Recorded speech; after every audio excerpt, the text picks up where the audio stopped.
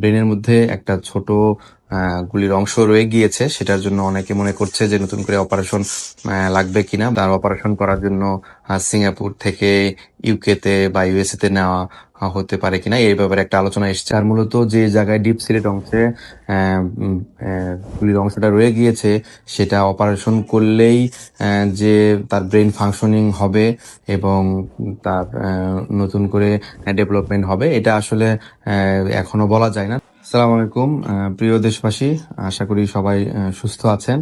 আজকে আপনাদের সামনে আমাদের শরীফ ওসমান হাদী স্বাস্থ্য আপডেট নিয়ে কথা বলছিলাম। তার সর্বশেষ আপডেট অনুসারে তার নতুন করে সিটি স্ক্যান করা হয়েছে এবং সেই সিটি স্ক্যানে তার ব্রেনের যে ইস্কেমিয়াটা ছিল, সেই ইস্কেমিয়াটা আমরা দেখেছি যে রয়ে গিয়েছে এবং ইস্কেমিয়াটা কিছুটা বেড়েছে। তার ব্রেনের যে আদার যে রিফ্লেক্স গুলো, পিউপিল বা অন্যান্য রিফ্লেক্স, সেই রিফ্লেক্স গুলো আগের মতোই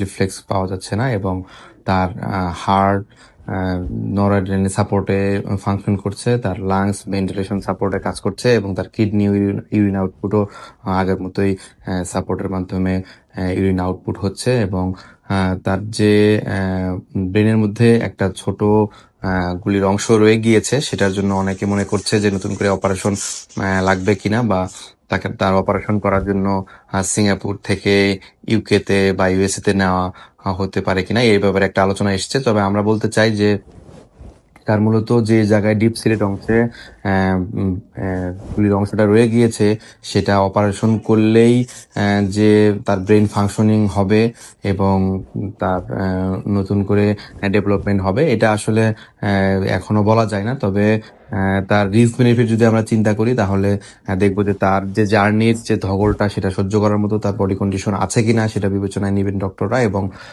তার পরিবারের ইচ্ছার একটা প্রাধান্য আছে। তবে আমরা জানতে পেরেছি যে তার চিকিৎসাটা সিঙ্গাপুর জেনারেল হসপিটালে চলমান থাকবে এবং কনজারভেটিভ ম্যানেজমেন্টই চলবে। পরবর্তীতে প্রতিদিনই তার ইনভেস্টিগেশন গুলো করে তার রেগুলার ফলো আপ করা হবে এবং তার আসলে ফলো আপ দেওয়ার মতো বা প্রতিদিন আপডেট দেওয়ার মতো আসলে তেমন কিছু নেই, তার প্রোগ্রেস নেই, অবস্থা ক্রিটিক্যাল এবং স্ট্যাটিক আগের মতোই রয়েছে এবং আমরা সবাই তার সুস্থতার জন্য দোয়া করব এবং বিভিন্ন দিকে যে গুজব ছড়ানো হচ্ছে, এই গুজবে আমরা কান দিব না।